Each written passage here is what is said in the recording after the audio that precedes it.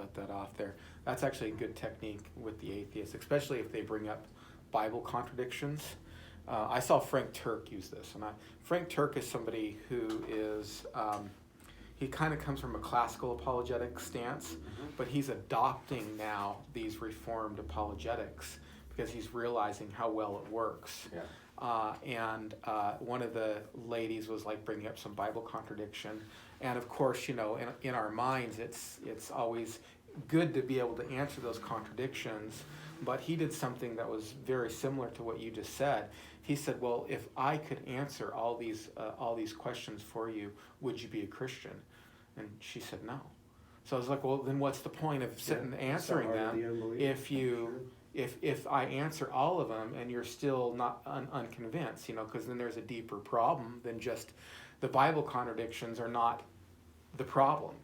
That's just your excuse to continue to be an unbeliever." So, yeah, that's I didn't know that. This is rolling now, but I kind of wanted to get that on tape there. But yeah, that's a good one, because you said there, if you were absolutely convinced that if Mormonism was wrong, would you leave? And she said no. So, I got it. I get it. I get it. That's where people are. One of my best friends, martial art friends, same thing. I asked him, and he says, "You just don't get it." He says, "I can't." Yeah. He says, "I can't punch any holes in what you're telling me, but I cannot leave." Yeah. But Jay, we brought that subject came up in our conversation the other night about competing against a person that may not even believe. They're in the lifestyle and they don't want to back out of it. They're like caught into that community that regardless of what they believe, they don't want to pull away. She actually believes it, Yeah. but at the same time, there's a lot that they haven't told her. That when I would bring up stuff, she said, "Well, we don't believe that." Oh yeah. It's like, no, that is Mormon doctrine. And the weird thing too, James White just had not too long ago, it was only like maybe a month ago, he was up in Salt Lake again, and he had kind of this dialogue debate that he has with this guy that he's had before, who's an LDS person. A Jew? No, this is a different guy altogether. This LDS guy. Yeah, and basically, he basically said, "Well, I'll just go wherever the prophet tells me to go. Wouldn't matter. Wouldn't matter if they led him into whatever." He's like, well, he asked them point blank, "Is there any line that if this guy crossed where you'd go, okay, I'm out?" He basically said no. And then the other thing was, it's hard today to get, this is kind of what you were saying, it's hard today to get even missionaries to say that the LDS church is the only true church on earth now. They just don't even say that anymore. It's among, true. It's the best. It's the best of what. Best of the best. Right. Of what you have to. We want you to convert over because we've got more, but it's not essentially any different. So because we're missing something that they have. Yes. Yeah. But they won't even say that they used to say, and you grew up in LDS community. It's the only true church. Yeah, well, in their doctrine, in Doctrine and Covenants, it says there is no salvation outside of the Church of Jesus Christ of Latter-day Saints. Right. So how do they get Well, around the Book that? of Mormon says that too. It says that there's only two true churches: the Church of the Devil and the Church of the Lamb. In I can't remember. I think it's the first book. What's the first book? Moroni? No. God, I forgot the name. Oh my gosh, I can't remember. I think it's not Alma. No, it's Moroni, isn't it? No. It's first and second Moroni, and then third Yes, it Moroni. is. First, second Moroni. Yeah. And then, and then Jacob, and then something. There's 15. I can never. Little remember trivia the order. for you. How many Yeah. books are there in the Book 15. of Mormon? Yeah, there are 15. Yeah. I can't remember. I can never remember the order of where they're at, though. Well, let's pray real quick and then get started on continuing this conversation. Dear Father in heaven, Lord, we thank you for the opportunity to gather together to sharpen iron, Lord, and help us to be better apologists and help us to have a good time here tonight and just bouncing ideas off of each other and doing these little mock debates. And help us, Lord, to just enjoy this time. And we pray for your Spirit to be here. And we just say this in Jesus' name. Amen. All right. Well, okay, so one thing that I've said over this course, and I kind of want to make it. It sounds contradictory what I've said, because I've talked about being patient with people, then I've talked about knocking the atheist down a few pegs right away or whatever. Part of that contradiction, and my mom was watching these and she pointed it out. She's like, well, it seems like you're saying this than this. But you have what you say, then you have the underpinnings of what you say that you don't say. And they're almost just as real to you, or just as in the forefront of your mind as what you're saying. So the underpinnings, and why I'm not being contradictory, is I'm taking into account the kind of person I'm running into, Right. So we have to take that into account. You'll meet vicious atheists. You'll meet people who are not, just kind of like, well, I don't believe in that God. He's pie in the sky. You want to believe in it, that's fine. But that's, and then you meet people who are like, well, I've never seen something so contradictory. Those kind of people. The loudmouth ones. And I wasn't talking, like you should come out swinging every time that you oppose non-belief. Jeff Durbin on that video that I sent you, that you watched, did a great job dealing with kind of like between a hard and soft-boiled atheist agnostic. He was very gentle with him, but he still pushed it on him to justify his worldview. It's great. If you ever get a chance to watch Jeff Durbin on YouTube, particularly his apologetic stuff where he deals with atheists and agnostics, please do. He's really super good. He really learned his lessons. The other thing is when you're talking to an atheist or an agnostic or unbeliever in general, you're going to blow it, okay? It's not going to happen. You're going to walk away going, oh, I should have said that, and I forgot this, and he put me on this horn, and I didn't answer it right, or I forgot something. Don't worry about it. Just, do the best you can do. That's really all that you can do. And you kind of have to leave those things up to the Lord, just like, well, God's sovereign, there was a reason why it didn't go that way. And that's no excuse for unpreparedness. We're not talking about unpreparedness. You can be totally prepared, but not remember in the moment, how to handle a certain situation. And even now, as I'm going back through watching these videos, I'm like, it's kind of clicking again, because it's been a while since I've been in apologetics. I've mostly been in theology for a long time now. Mostly theological issues. And so to go back to apologetics and go back to presuppositional apologetics, I'm kind of remembering, oh yeah, that's how you think about things. That's how you do it. Anyway, so I think if you don't mind, Jason, you can be the atheist for a minute. My mind's fried. Well, I don't know exactly how else to do this. Okay. I can try, man. I'm a little out of it, but we can try. Okay, so you're atheist whose mind's fried. Just think of it that way. No. Which is like you're at work. We're at Starbucks. Right. I start up a conversation with you, and this won't take too long. We'll be like a couple minutes. I might pause too, and I might say, okay, that's kind of what you're gonna see, whatever. Then you guys can do this with me as well. But I think I'm gonna do the like an evangelical kind of like presentation, but then you're an atheist, and I don't know that, or something like that. Or do you just want to start with me being the atheist? What do you want to do? Or do you want me to do it first, or? Well, go ahead, and then I'll give it my best shot, and then we can move on and let everybody try. All right. Okay. So, hey, it was nice to meet you. So I'm just going to pretend like it's like. So can I ask you a question? Sure, man. Go ahead. So, if you were to die today, do you know for sure that you would go to heaven, or do you think that's something you're still working on? Well, how do you, heaven, how do you know there's anything even beyond? Oh, so are you an atheist then? Or Yeah, I'm an atheist. Would you consider yourself like a hardline atheist, or are you open to evidence? Are you open to reason, or?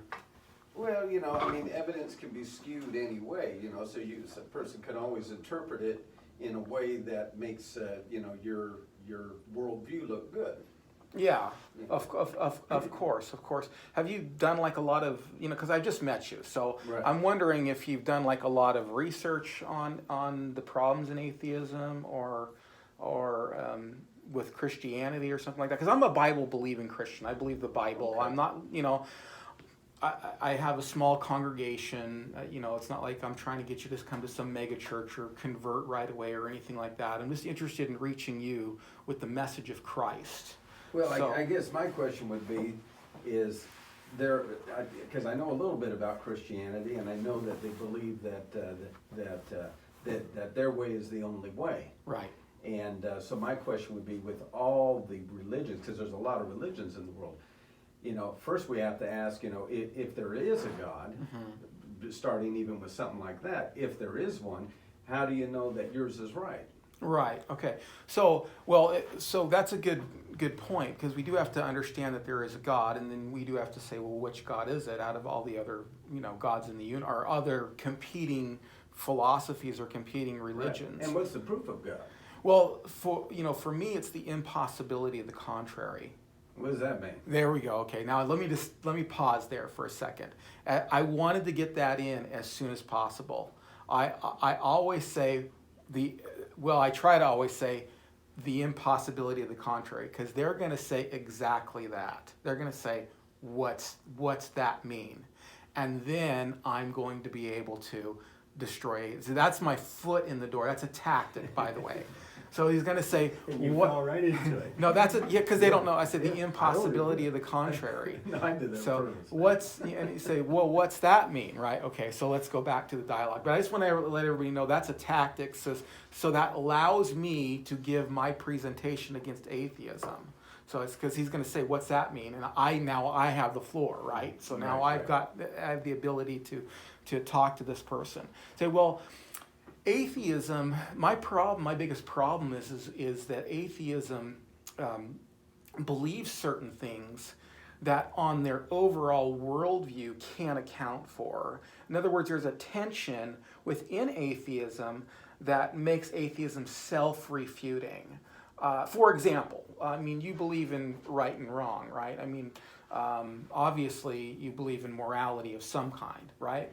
Well, it just depends how you look at it. There are things that people don't like to happen to them, but, it's kind of like loosely based upon, one society says this, another society it's okay to do this, so it kind of depends on what society you're living in. Okay, all right. So we might debate over, like say, abortion or gay rights or something, but you believe something's right or something's wrong, or you don't believe that there's necessarily a right and wrong? It's kind of hard to say, because, I know what I don't like to happen to me, and I don't like to do that to other people because I know how that makes them feel.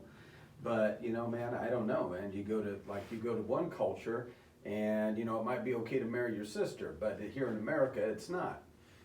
So, but is that actually wrong? I don't know. Well, let's make this a concrete Not that I want to marry a sister or anything. that's a good point. But so are you saying that if a culture, if 51% of that culture says that something's right, therefore it's right? It is right? So the Jews that were slaughtered under Hitler's regime, we shouldn't have stopped that because that was just their culture? Well, I'm not saying that because, that's a terrible thing that happened. But it just seems like that's kind of how history goes, though.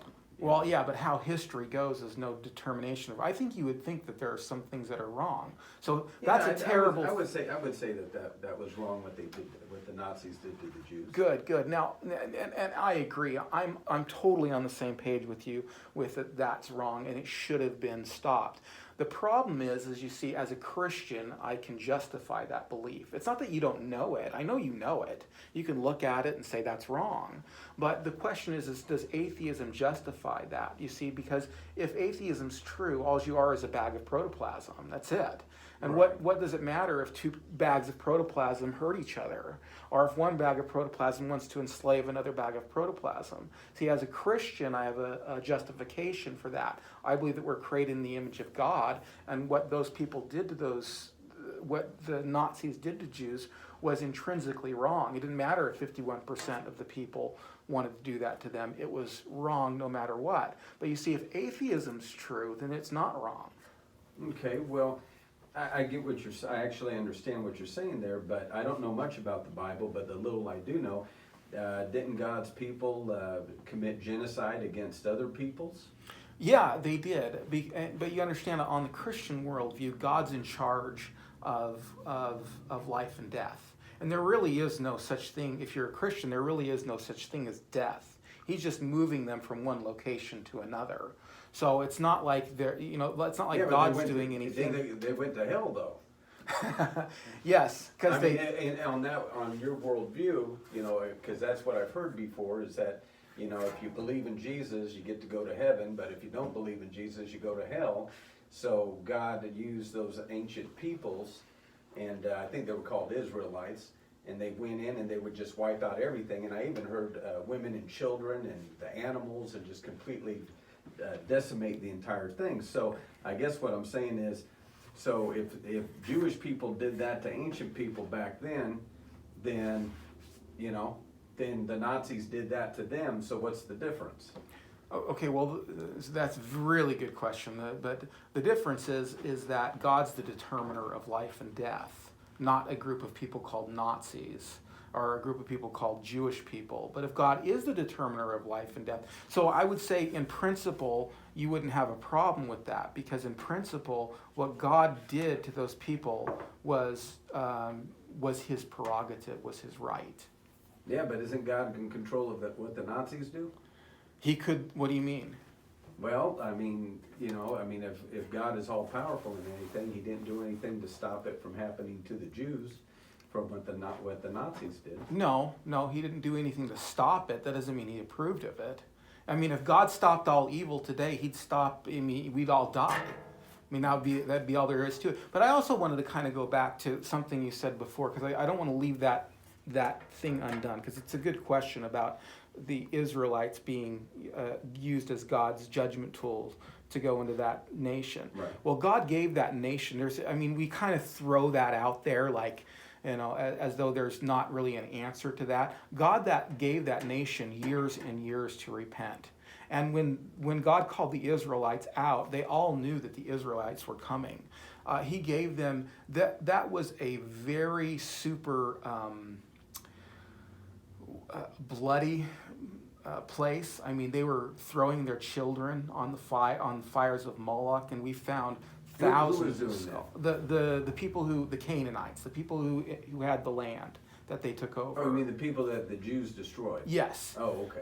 Yeah. They weren't like some innocent people that God said, "Oh, I'm going to destroy these people," because there aren't any innocent people in the first place. But they were actually really terribly, terribly wicked people that were doing atrocious things. Things that you would have said, like, we should stop what's happening over in Germany. That's the kind of thing that was happening that we should stop. Well, that's all God's doing, is he's looking at these people committing these atrocious acts, violence against each other, violence against children, and saying that's got to stop. That has to stop. But then why did God, if that's true, and assume for a moment that God even exists, then why did he have the kids destroyed too? He had the kids destroyed because that's a really good question. And it really kind of comes down to the heart of, does God have the prerogative over life and death? And I think he does. And if the children, God doesn't guarantee you 60 years or 80 years or whatever. He just doesn't guarantee you that. Right. He has no obligation to give you those things. But if children go to heaven, which I believe he does, and then they don't have the opportunity to be raised in an environment where they might adopt that view of their forefathers, because that kind of happens, by the way. You have this where, like, a child will survive a certain family. We've seen this happen. This is why they go and they say kill everybody, because the child will survive, and then the child will go like, oh, hey, I found out that I'm so-and-so, and then they'll actually adopt that family view and then seek revenge on the people who they think did them wrong. Oh, I see what you're saying. Maybe I didn't make too much sense out of that. No, I picked, yeah, now I understand what you're saying. But what God did was merciful. God what God did was just, and if children go to heaven, which I believe that they do, then those babies are going to go to heaven. So, but there isn't a problem with God deciding who gets to live and die. I mean, that's not a problem within Christianity. Oh, okay. But as an atheist, you can't justify any morality at all. Well, I mean, yeah, but if he exists, what kind of God is he, though? I mean, he doesn't sound like a very nice God. Well, he's a God who loves you enough that he made a propitiation that if you believe in that propitiation, you can go to heaven and not have to face God yourself and his holiness What's a and his righteousness. propitiation?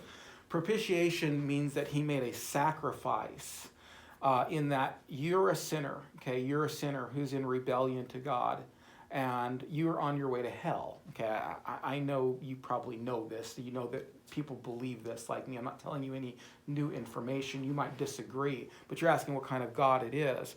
Well, it's a God who loved you enough, who loved his people enough to make a sacrifice. And if you believe that sacrifice, if you believe that Jesus Christ paid for your sins on the cross, then you will go to heaven and you don't have to face the wrath of God. So he's a God of justice. He's not giving you anything you don't deserve, but he is a God of justice. And according to him, by the way, everybody deserves death, including children, by the way. We're all polluted by sin. The only difference between that baby, that infant, and that 80-year-old high priest who's throwing the kids on the fire is the corruption that's already naturally there being allowed to flourish. I don't know if that makes sense or not, but... So do we want to take... Okay, all right. Did you see how he opened that up? And I was just throwing that out there, but he opened that up to insert the gospel. Yes. Well, yeah, and we have to always think of apologetics as a method of getting the gospel to people. We want to answer the question, present the gospel, answer the question, present the gospel. That's one of the things that Jeff Durbin does a lot, is answer the question, present the gospel. But can I throw this one out there sure, too? Sure. Because that is one that atheists will throw at you if they know any Bible at all, Right. is the harshness of God. Mm-hmm. I would say you were an atheist that actually had some education on the Bible. Right. A lot of them don't. A lot of them don't, but a lot of them, they at least know that. They at least know that. Oh, God, yeah, the God of the God, Bible, the especially the Old Testament, what a terrible God, and he had this and that. But understand this, that God did to Israel when they went bad too. So, throw that one too. It wasn't just simply an arbitrary thing, it was because of sin that what happened to those people happened, and then hundreds and hundreds of years later, boom, it ended up happening to Israel. So I guess just throw that one in there to show that God's not being arbitrary. Oh yeah, that's a good point. His standards of justice didn't change. The standards of justice. You had me on the ropes there for a little bit, I have to admit, because I just was like, okay, all right. It's like I know what I want to say, I know what I want to bring it back to, but it is a very delicate situation. I mean, it is when we talk about the Israelite invasion, even though we understand from our situation that God's holy and everybody deserves death. That's difficult to kind of explain that in the middle of a discussion. We have to go back to God's holiness and stuff like that. But especially in a postmodern, at least postmodern, if not fully anti. You totally forgot. I did. I anti-Christian. totally forgot one. What was that? I actually just heard this too, and if I would have had the chance to say it again, I would have. Like where you were talking about earlier. Yeah, I did. I totally forgot. So if somebody brought that up again, and I was thinking a little clearly, again, one of the things you ask that person, I've seen this happen before, is they say, aren't you, especially when you're dealing with like a liberal or something like that, say, well, aren't you pro-abortion? Aren't you pro-choice? And they say, well, yeah, I am. So you believe in killing babies too. It's just that you don't have any right to kill babies. So you're not holy Very enough. good, So man. Very yeah, good. that was really a good one. It's like, well, why should, so you believe in abortion, that this is this woman's body and she has the right over her body. Well, how much more God the right over his creation? Bingo. So I forgot in the middle, like I said, I forgot to be one of those things that I'd have to That go sounds back very and again talk about. But that's a good one, because if they are, you got this the LGBTQ whatever, and they're sitting there, oh well, I don't believe in God, and how can you believe in a God who does this? It's like, well, aren't you pro-choice? Aren't you pro-choice? Well, if you're pro-choice and you believe in killing babies, you believe in killing babies in the womb. Well, God, you believe you're sovereign over your things. Why can't God be sovereign over his things? Dude, that is brilliant. Yeah. Because there is no answer to that. Because, No. and if But it- again, look, right there, I forgot, and now it comes back to me. I kind of, That's when you run back into the coffee shop and go, oh, and by the Wait a way. minute. No, that's brilliant, and notice the because I don't know of an atheist personally. I take that back. You may have some atheist that's not liberal. There are conservative there are. atheists, and they would say, well, that's to the detriment of our procreation. I have And so, no, that would be detrimental to society and to the species if we're killing our own. So Now you'd have to go back to the one I was using before. Okay. But if they are pro-choice, then that's a Right. good one. But you have to kind of go back to the holiness of God, and that we're all sinners, and that the fact is really that kid who. And personally, I do believe that children go to heaven. I do believe that. I do believe there's some biblical justification for that. However, we don't know. We're not told for sure one way or the other. But we have to go back to the holiness of God and the sinfulness of man, and the fact that 1-year-old is just as sinful in God's eyes as anybody else, which is a hard bullet to bite. That's a difficult one. Yeah. And there are good analogies that help us with those things. So for instance, the sheep analogy with the sheep that are where you're keeping sheep and they look white until it snows. And then they look filthy. Same amount of whiteness, different background. Yeah. Well, God sees things that way. God is the ultimate backdrop of holiness, and he's not going to do anything unholy. He's going to look at, he's going to see if he decides to have retribution on somebody, even an infant, it's against his backdrop of holiness that we don't see. That we don't, yeah. Yeah, that we have to accept by faith, actually.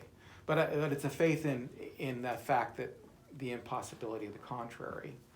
And remember this too, the two places where the atheist is going to attack, or any system of unbelief, is going to be, number one, did God really say? So they're going to attack the Bible, Yes. and then they're going to attack the character of God. That's exactly what Satan did to Eve in the garden. Yeah.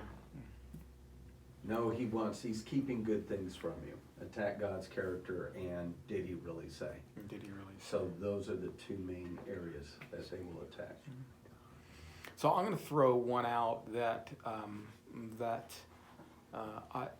you're going to hear. You're going to hear it quite a bit. You're going to hear this quite a bit, and we've dealt with this before. But I kind of want to see if you can kind of pull the answer on the spot. Okay, so who? Just throw it out, we'll see who. Okay, so who? So I'll be the atheist, and somebody evangelize me, and I'll throw it out. Somebody. Your turn, brother.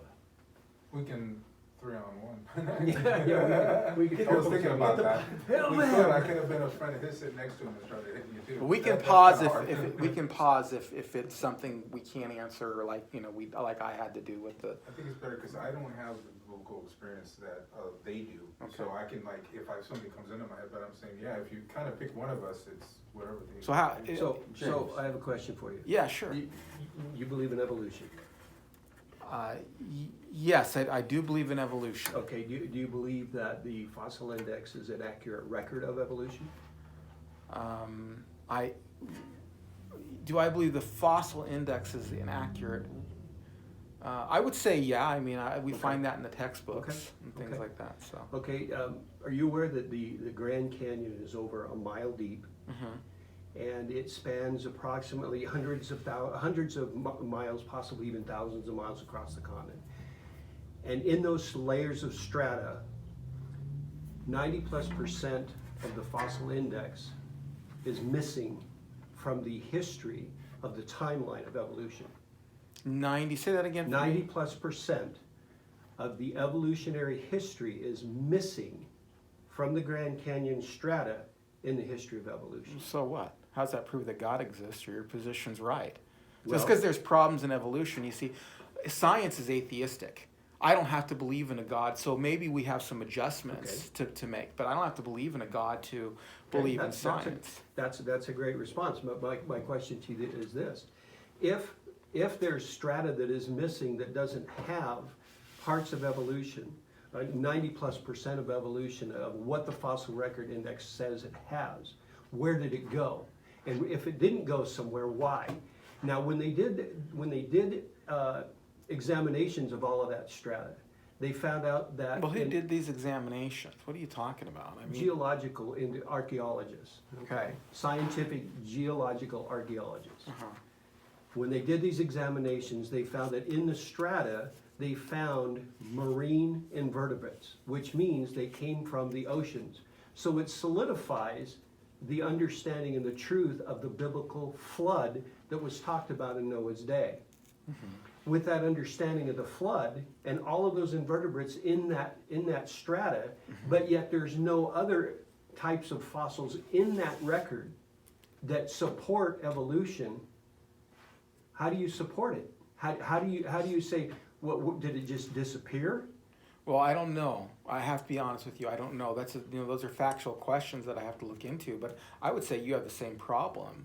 I mean, this just because I can't prove evolution right now doesn't mean that that somebody somewhere can't prove it. But don't you have the same problem? I mean, with Jesus and the Bible and stuff like that. I mean, why should I believe the Bible? Let's just say evolution's not right as we understand it today.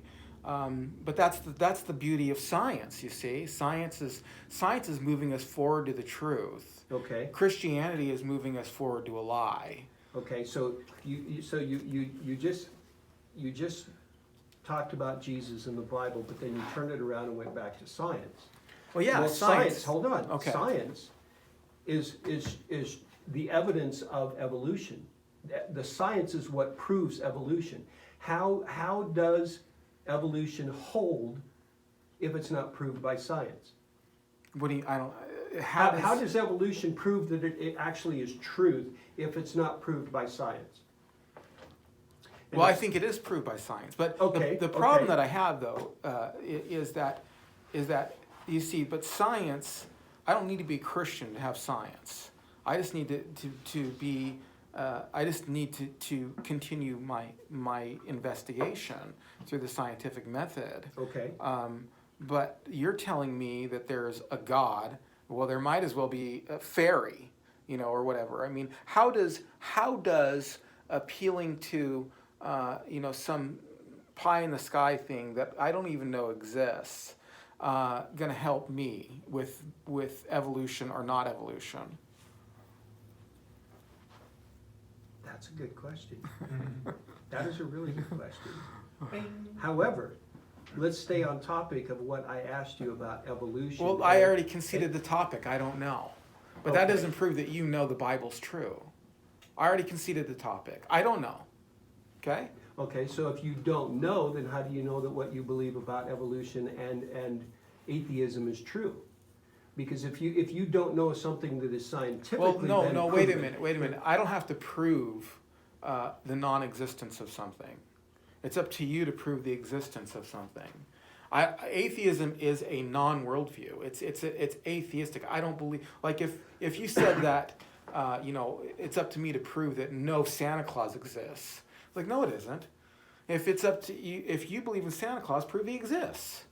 Okay, if you believe in God, prove he exists. So you say, I can throw that right back at you and say, if you say there is no God, prove to me that there isn't. no, So no, you have that's not how. reasoning there. You No, have a circular that isn't how proof works. You don't have to prove that you didn't kill Nicole Simpson. If I'm making the positive presentation, I have to bear the burden of proof.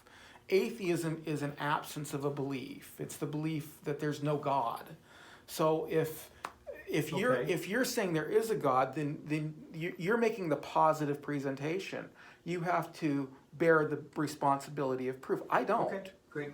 What if you're great trying to prove a response. universal negative? Because you're saying that there is no God. Well, how do you know? How many places have you been at one time?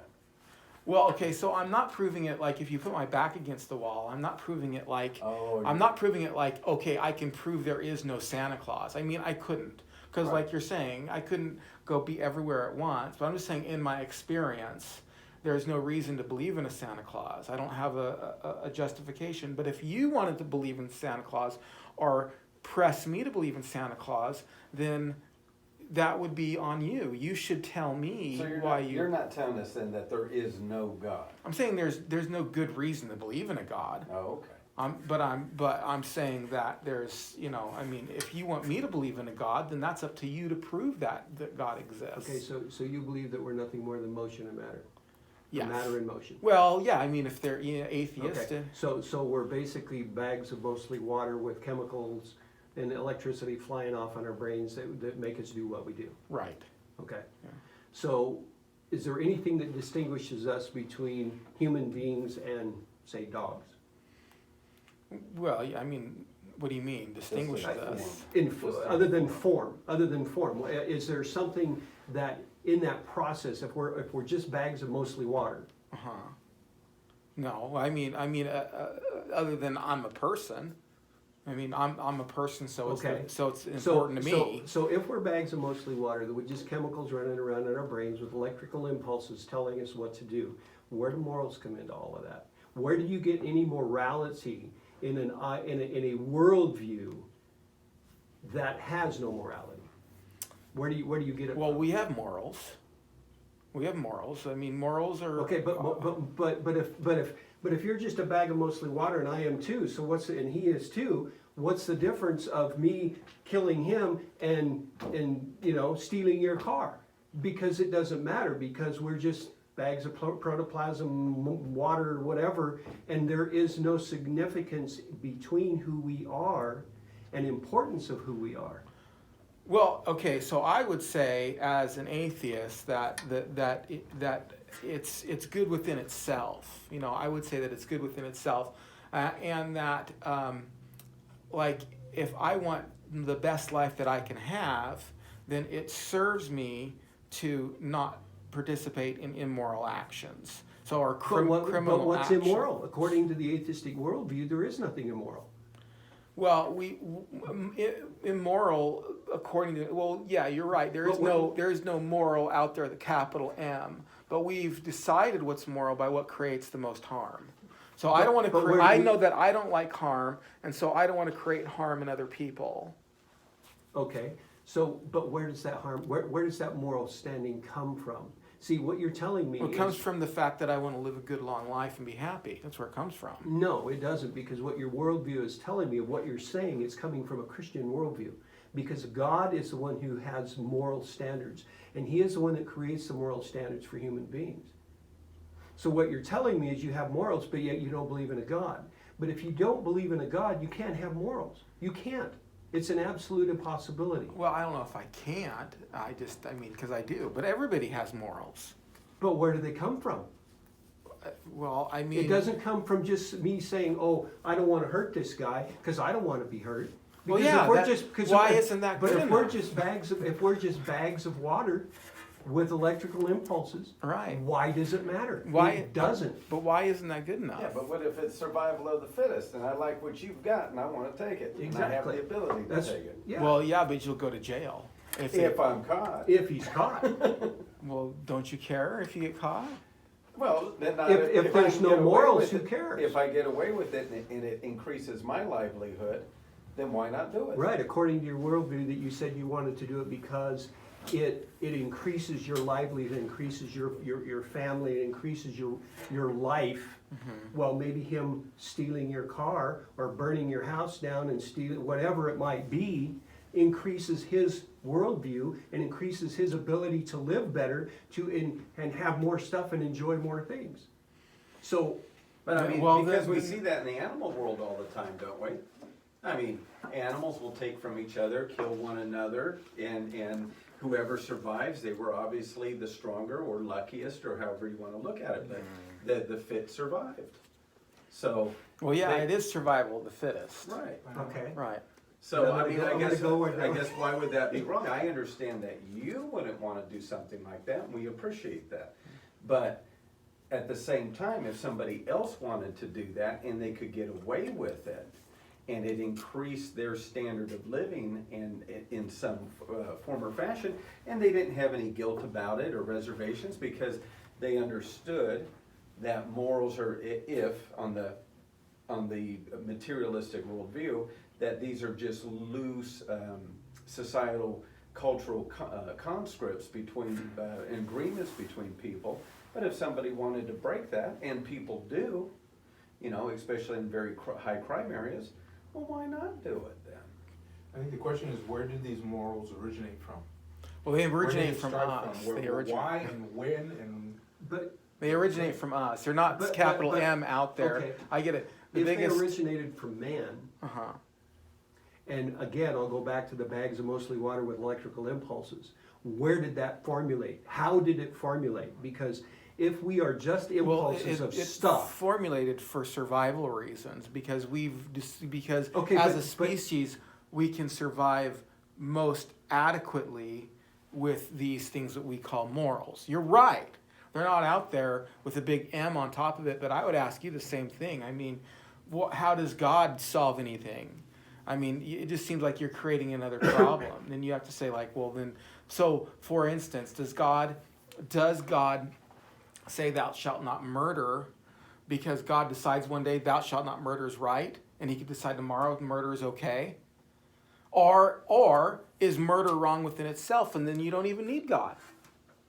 No, it's because that comes from, because if man is created in the image of God, and man is the image bearer of God, and the ultimate value is God himself, and that image itself is reflected in mankind, then it's because he is the arbiter of truth and says, don't kill because I have the highest value and that's my image.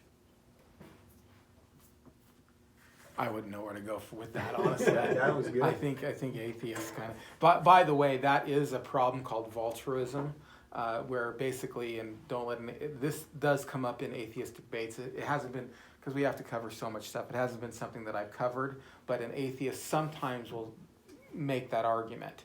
They'll say something like, "This is the argument. This is like, do you need God to have morals? Because if God says killing's wrong." And you believe killing's wrong because God says it, then if he said tomorrow killing's right, then is it right or wrong? You know, then you just follow whatever God it is. You know, you could change it tomorrow.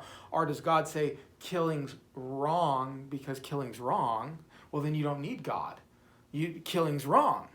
God says killing's wrong because killing's wrong. Because it's a Well, standard, but- it's a standard independent Yeah, it's of a God. standard independent of God. Right. And the problem with that is, and this is what you hit on, is that we don't believe either one. Don't let anybody fool you on that. We believe that, well, I should say murder is wrong because morals come from God's character.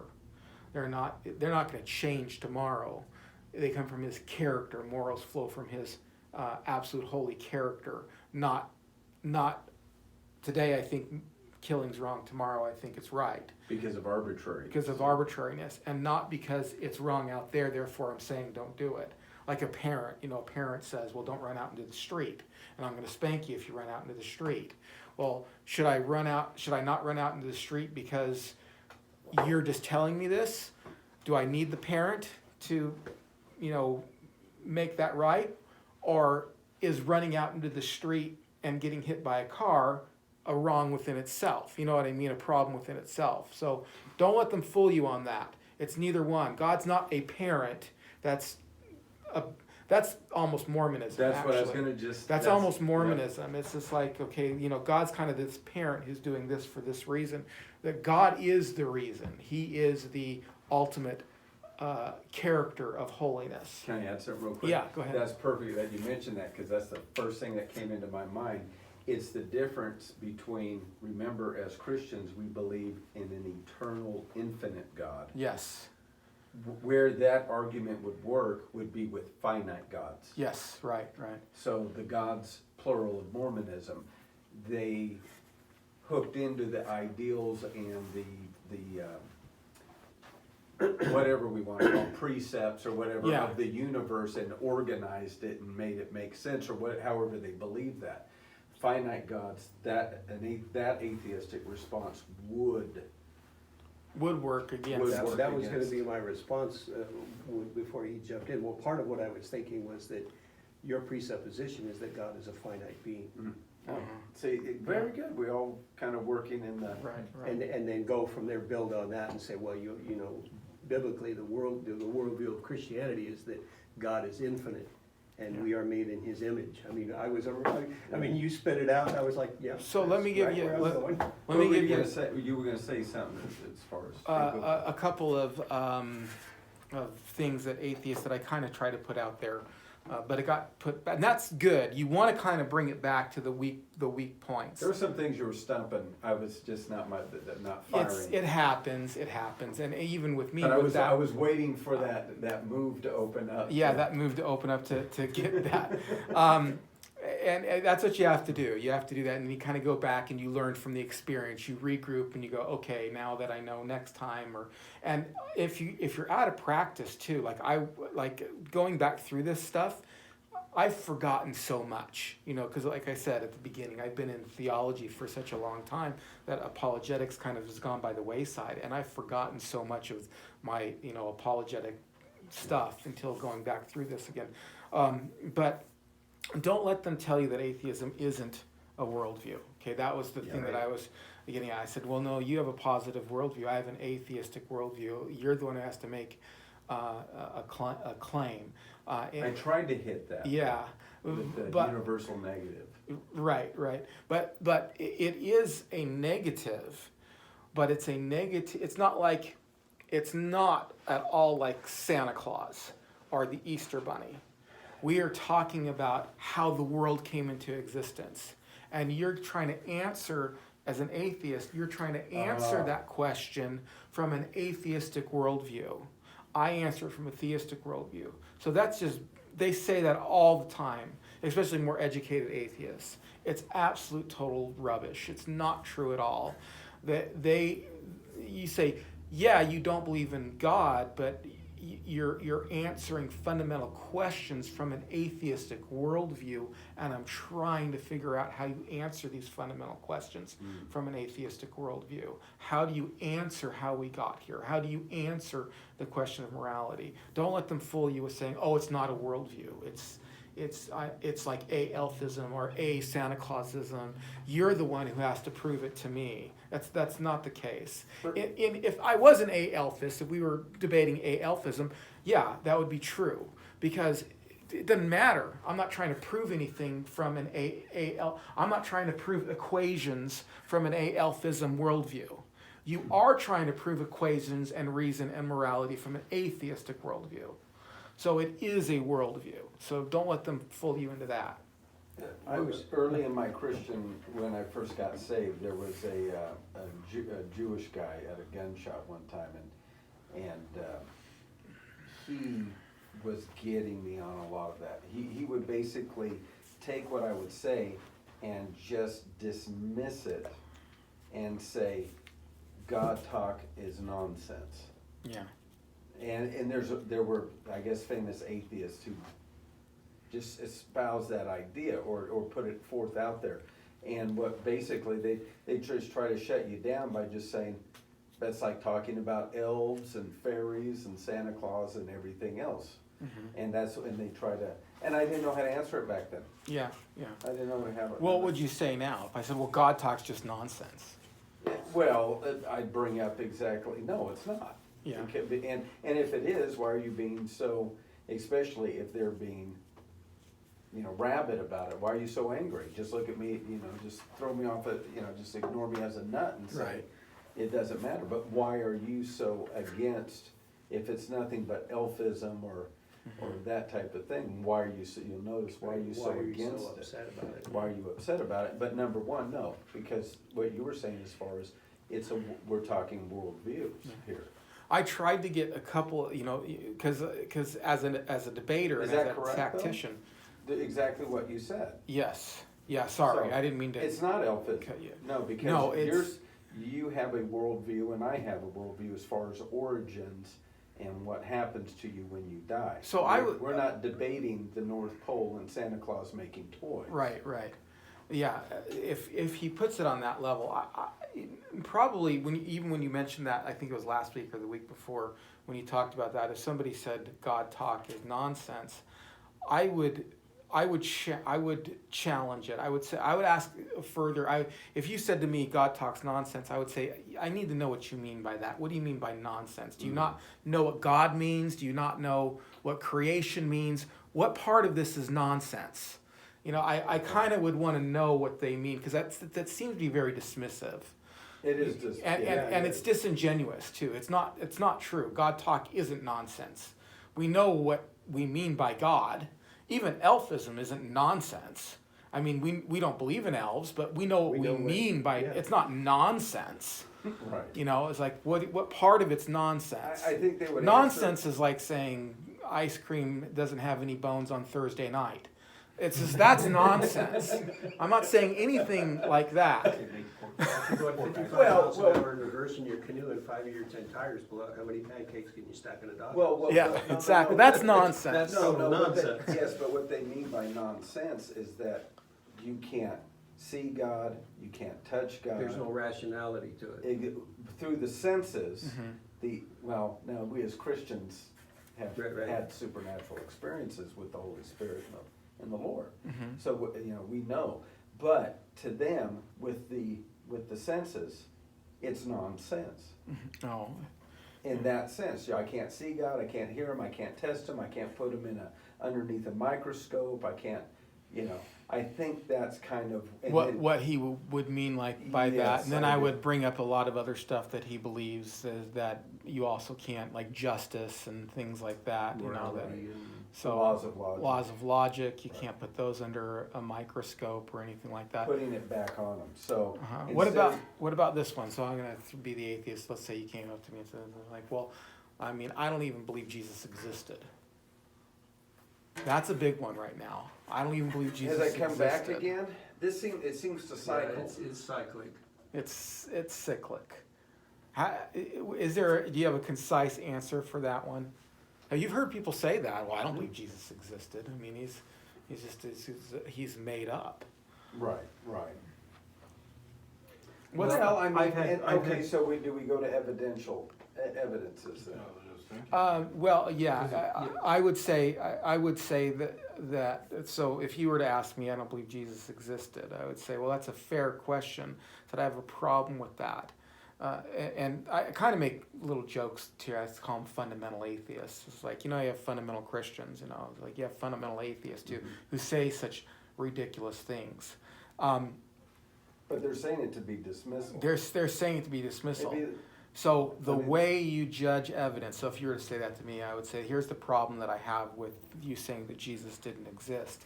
And that is the way you handle the evidence for Jesus existing or not existing, you can prove anybody before the modern era didn't exist by that same evidence. But you believe people existed. So for example, Caesar, how do you know he existed? We know Nero existed. How do you know How do you know? How do you know Anybody Julius from the- Caesar? I Anybody can from use the that ancient same past. evidence to disprove that. You say, well, Caesar wrote about it. Oh, well, I don't believe in that evidence. You see, I can use that same evidence that they use. The other problem with that is the earliest critics of Christianity didn't say Jesus didn't exist, which you would have expected They if he didn't assassinated exist. his character. They assassinated his character. So, for example, none of us here, like Joseph Smith. We think and we come up with alternate. A Mormon's going to say, well, he was the prophet of God, and we're going to say what? No, he wasn't. He wasn't. He was a con man and a liar and a fraud. But if Joseph Smith didn't exist, and you were in that first group of people, if there is no Joseph Smith, would you say would you come up with he was a con man and a fraud and a liar? Or would you say the guy didn't exist? What are you talking about? Right, We know his right. family. You see, the fact that you're coming up with an alternate view of him means he existed, and you're trying to re-explain the evidence away. If he didn't exist, people would have said that. If, say, what's the guy who wrote down the Book of Mormon from behind? Oliver Cowdery. If Oliver Cowdery came and said, you know what? I've got this Book of Mormon that Joseph Smith gave us. And if Joseph Smith didn't exist, wouldn't you say there is no Joseph Smith? So, You would, yeah, you would, that would be the first thing out of your mouth. I mean, that would be the first thing. Who? Yeah, you'd be like, who? Joseph who? Yeah. The fact that they're fighting against it means that this person existed. It's only until later that you can say something like that. It's only until, you can say whatever you want, anytime you want, but it's only until the modern atheists that are 2,000 years removed say that kind of thing. Nobody didn't believe that Jesus existed. The Jews who hated him believed he existed. How do they explain do they even touch the negative things said about him by Other writers. other in the writers? Bible. And, saying he was the bastard son of Pandarus, the Roman soldier, and, they said all kinds of ugly things about Jesus. Yes. So when you bring In the that- Talmud, yes. Yeah, in the Talmud. So and then there were other things just mentioning Jesus, of course. I think Josephus. Josephus mentions Yeah. Jesus. And Ao he mentions, was not a believer. No, he wasn't. Didn't So- Polycarp mention him as well? Well, yeah, Polycarp did. Yeah. Well, Polycarp was a believer. Right. Yeah, But we have non-believers and enemies, even to the point of not just being. So they say the most ridiculous things. I'd They say like to- the most ridiculous things when it Like, comes to that kind of there's stuff. historical evidence as far as written. Yeah, yeah. What's been written and there is historical evidence. How are you gonna counter that? Yeah, they don't do it very well. They What try do to they say, say? so for example, one of the best people to testify of Jesus that they believe testified of Jesus is Paul, because every atheist who knows anything believes that Paul wrote certain letters and that he talked about Jesus in those letters. Yeah. So in 1 Corinthians, he talks about Jesus in those letters. You know what they say? Oh, it's a different Jesus. Well, that's Different Jesus. It's a different Jesus. It's just like, okay, well, that Jesus. That's the Jesus I'm talking about. It's the Jesus Paul's talking about. So if it's a different, they try to say like, well, the Gospels were later and all this stuff. Right. So it's really really bad. They try to say that Josephus was reinterpreted. What's it called? Interpolation. Interpolation. Yeah, interpolation, where people added things in there. But that is totally.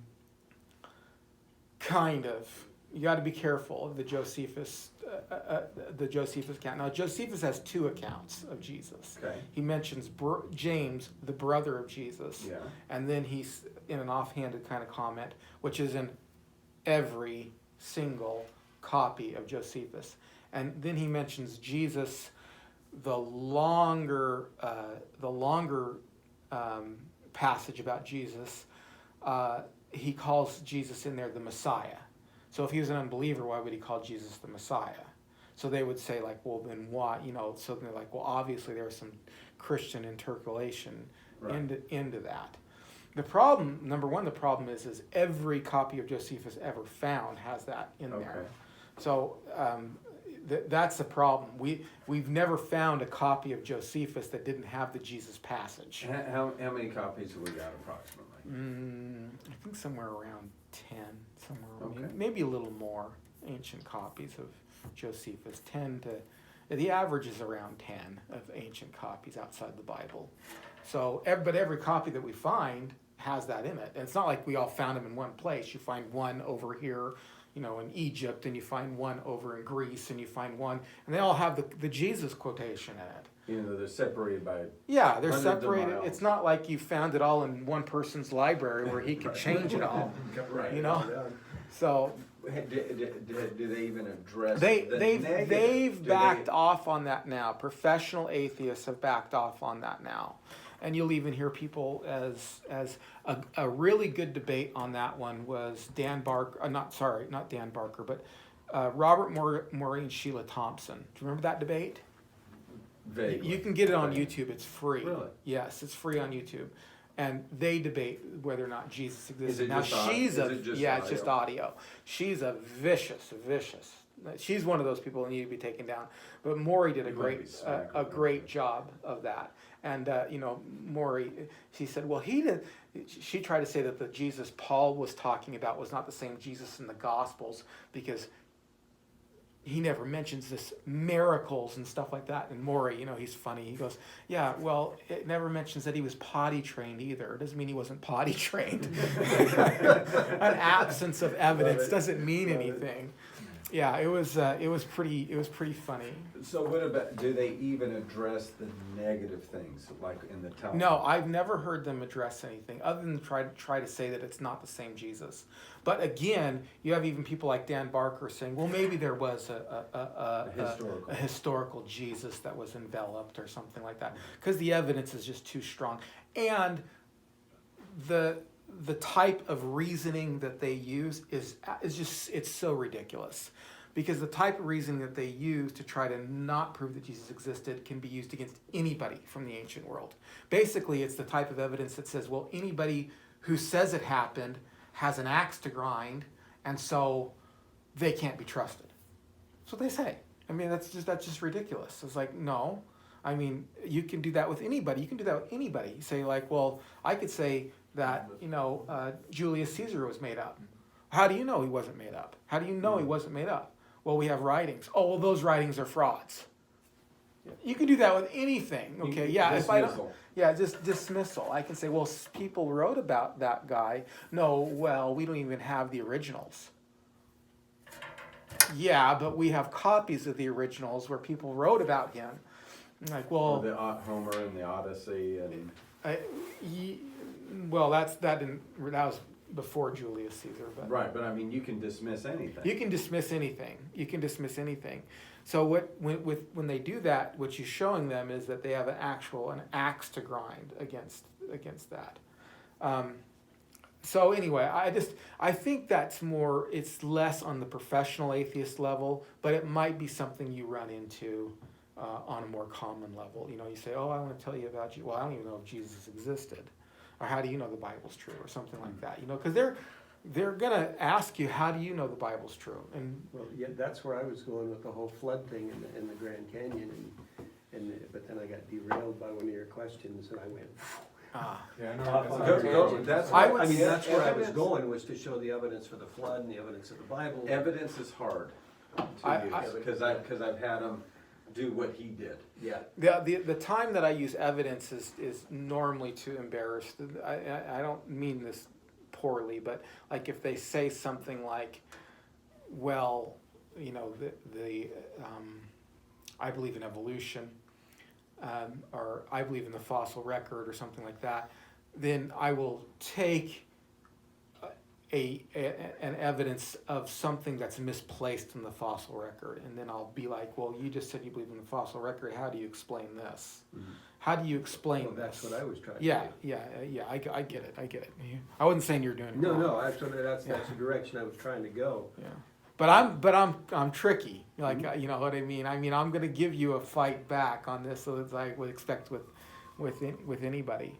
But anyway, that's a good little grappling match to kind of wrestle with the evidence and kind of, or not the evidence, but to see how They it jogged kind of my works. mind on a lot of stuff. It's something in between a debate and a discussion, because And a you can fist get fight. one person. An argument. Yeah, an argument. You got one, it really depends on who you're speaking to, and you Yeah. spoke about that at the beginning. You know, we have to probe them first, because we have to know what they're thinking. Yes, Just right. they need to know what we're thinking, but point is, you have to probe a little bit before you can really get in and start talking things, because he can just blow you out the door because you're going way over his head or you're going way below him. Yeah, You know, right, so you right, have to know who you're talking to first before you do all that. right, yes. We really didn't know how much you knew when you guys were doing it, so then it kind of jumped from one thing to another, so that's what I I meant. went from this low level thing to a Yeah, wham in you a see what I'm getting heartbeat. at? It Yeah. jumped up and down. Yeah. But normally, if I'm gonna talk to somebody and actually at least let them know what I feel and what I believe, I need to know where they're at first, so they can relate to what I relate with. So Uh-huh. I think that's pretty important. And that's a good point. And it's always remember too that, you know, share the gospel. I mean, that's what I was trying to do with you, is Yeah, get well, back to sharing the And gospel. that's where I was Put it going, together. but you derailed me big time. No, but you guys got me. I mean, you know, obviously you got to the point. The weak point is I can't justify morality at all on a non-Christian world. I can't. You can't do it. You can't justify it on a non-Christian worldview. So you can't justify it even if there are pieces missing of the Bible. You know, so we'll kind of deal with a hodgepodge, like I'll take this piece and then this piece and this piece too. So it's just like people say, well, the Bible has these problems or whatever. It's just like, well, okay, I got a gun here, I'm going to shoot you. Why shouldn't I? Well, the Bible, it justify it for me as a Christian. Well, the Bible says you shouldn't. Yeah, but you told me that the Bible has. That's one of the places it's bad. It's one of the places it's missing. You know, unless God wrote a complete word in which we can depend upon, we still don't have morality. You know what I mean? He has to have a complete word that we can depend upon. Because if he doesn't have a complete word that we can depend upon, Who knows who put it in? then Or you what's just become omitted. arbitrary again. I can say, well, I'm going to shoot you. Say, well, the Bible says thou shalt not murder, but you just told me that the Bible's been changed. So maybe be that's one of trusted. those places that it's been changed. And he can't be trusted. Right. Okay.